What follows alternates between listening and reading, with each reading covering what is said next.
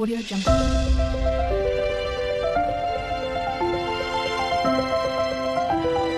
Audio Jungle. Hi friends, welcome back to இல்லத்தரசி Rubina channel. எல்லோரும் எப்படி இருக்கீங்க?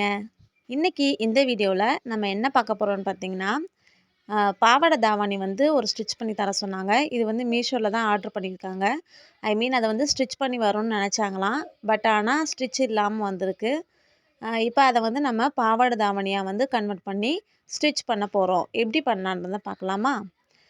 இன்றைக்கி வந்து இதில் வந்து ப்ளவுஸ் வந்து எப்படி டிசைனாக தைக்கிறது, பாவாடை தாவணியோட ப்ளவுஸ் வந்து எப்படி டிசைன் தைக்கிறது அப்படின்றத இன்றைக்கி இந்த வீடியோவில் பார்க்கலாம். நெக்ஸ்ட்டு வீடியோவில் உங்களுக்கு வேணும் அப்படின்னா நான் டீட்டெயிலாக போடுறேன். இப்போ இதில் வந்துட்டு பேக் சைடு வந்து நான் இது வந்து 13 வயசு பொண்ணு, அந்த பொண்ணுக்கு தான் நான் வந்து ஸ்டிச் பண்ணுறேன். சின்ன பொண்ணு தான். அதுக்கேற்ற அளவுக்கு நெக்லாம் வச்சு அளவு எடுத்து நான் வந்து ஸ்டிச் பண்ணியிருக்கேன். அளவெடுத்து ஏதாவது ஸ்டிச்சிங் வேணும் அப்படின்னாலும் நான் ஸ்டிச் பண்ணி காட்டுறேன் இன்னொரு நெக்ஸ்ட் வீடியோவில்.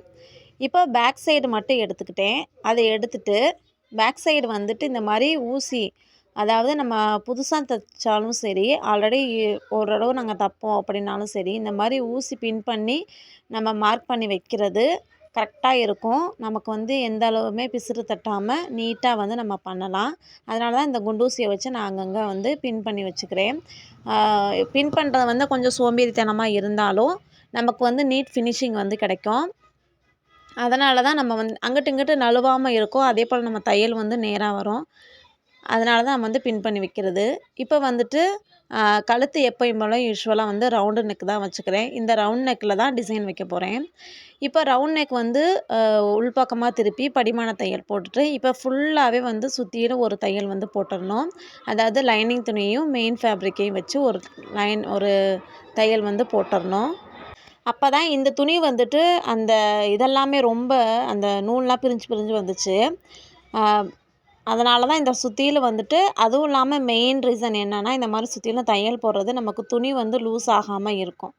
அதனால தான் மெயின் ரீசன். அப்புறம் தேவையில்லாத எக்ஸ்ட்ரா இருக்கிற துணி எல்லாமே வந்து கட் பண்ணி எடுத்துடலாம். இப்போ இதில் வந்து என்ன டிசைன் வைக்க போகிறேன் அப்படின்னா, பாவாடை தாவணியோட டபுள் கலரில் வருது. அது வந்து திக்கான க்ரீனு, இது வந்து கிளிப்பச்சை கலரில் இருக்குது. இப்போ அந்த திக்கான க்ரீனை வந்து இந்த டிசைனில் வந்து வைக்க போகிறேன். இதை மாதிரி நான் வந்து சிம்பிளாக வந்து ஒரு எந்த அளவுமே கிடையாது, நானாகவே சிம்பிளாக வந்து ஒரு ட்ரா பண்ணிக்கிட்டேன். இப்போ இந்த ட்ராப்பை வந்து ஒரு பக்கெட் நம்ம வந்து வரைஞ்சதை இன்னொரு பக்கெட்டை அப்படியே அச்சு வச்சிடலாம். இந்த மாதிரி மடக்கி 2 டேப் பண்ணிங்கன்னா உங்களுக்கு அச்சு நல்லாவே தெரியும். இது வந்து வீடியோவில் பார்க்கும்போது தெரியல, ஆனால் நேரில் வந்து எனக்கு நல்லாவே தெரிஞ்சிச்சு. இந்த டிசைனை எப்படி பண்ணலான்னா, நான் என்ன சொன்னேன்னா, தாவணியில் வந்து க்ரீன் கலர் திக்கான க்ரீன் தான் பாவாடை. அந்த பாவாடைக்கு ஏற்ற மாதிரியே இங்கே வந்து கலர் வச்சோம் அப்படின்னா பார்க்க நல்லாயிருக்கும். அதனால் அந்த கலர் வந்து நான் வச்சுக்கிறேன். இப்போ மேலே வந்து இந்த ரவுண்ட் நெக் வச்சோம் பார்த்திங்களா, அந்த ரவுண்ட் நெக்லையும் இந்த மாதிரி ஸ்டிச் பண்ணிக்கோங்க. இதே மாதிரி ஸ்டிச் பண்ணிவிட்டு அதுக்கப்புறம் இப்போ டிசைன்லேயும் வந்து அதே மாதிரியே அந்த டிசைனு நம்ம கோடு போட்டோம் பார்த்திங்களா, அந்த கோட்டு மேலேயே தான் தையல் வரணும். அங்கிட்டு இங்கிட்டு நழுவி போயிடுச்சுன்னா டிசைனே மாறி போயிடும். அதுக்கேற்ற மாதிரி நம்ம வந்து ஊசியை வந்து பெண்ட் பண்ணி எந்த இடத்துல வளைவு வருதோ அந்த இடத்துல உள்ளே இன்சர்ட் பண்ணி அதுக்கப்புறம் தான் டர்ன் பண்ணணும். அப்படி இல்லைன்னா நம்ம பாட்டுக்கு இஷ்டத்துக்கு அடித்தோம் அப்படின்னா அங்கிட்டு இங்கிட்டு கோணலாக போயிடும். அதனால் இந்த டிசைன் வைக்கும்போது கொஞ்சம் நிதானமாக பொறுமையாக வந்து ஸ்டிச் பண்ணணும். இப்போ அந்த கார்னர் நம்ம வந்து எட்ஜில் வந்து கரெக்டாக அந்த ஷார்ப்பாக வந்து முடிக்கணும். அப்படின்னா தான் நல்லாயிருக்கும்.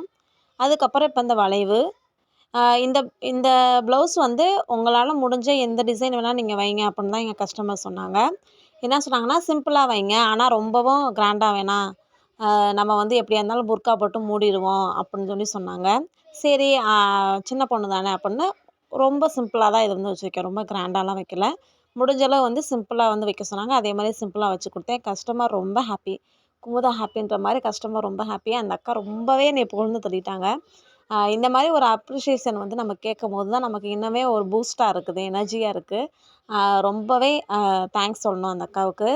அந்த அளவுக்கு புகழ்ந்தாங்க. அவங்க என்ன சொல்கிறாங்கன்னா, அவங்களுக்கு 4 பிள்ளைங்க இருக்காங்க. இப்போ அவங்க இந்த ஸ்டிச் பண்ணி கொடுத்ததுக்கப்புறம் நானே பாவாடை தாவணி போடணும்னு ஆசையாக இருக்குது அப்படின்னு சொன்னாங்க. அந்தளவு ரொம்ப நல்லா ரொம்ப குட்டான வந்து ஃபீட்பேக் வந்து கொடுத்தாங்க. அது ரொம்பவே மனதுக்கு நல்லா இருந்துச்சு. நம்ம தைக்கும்போது எவ்வளோ இடுப்பு வலி இருக்குமோ, உட்காந்து தைக்கும்போது எவ்வளோ நேரம் ஆகுமோ, அதெல்லாம் தாண்டி ஒரு ஃபீட்பேக் வந்து அவங்க நல்லதாக சொல்லும்போது அது மன நிறைவாக இருக்குது. அந்த வலியெல்லாம் பறந்து போயிடுது. இதனால தான் வந்து ஃபீட்பேக் எல்லாம் சொல்லுங்கள் அப்புறம் ஒவ்வொரு கம்பெனிலேருந்து ஒவ்வொரு இண்டஸ்ட்ரியிலேருந்து நிறைய பேர் வந்து ஃபீட்பேக் கேட்குறாங்கன்னு நினைக்கிறேன். அதே போல் பேடாக இருந்தாலும் சொல்லுங்கள் அப்படின்னே.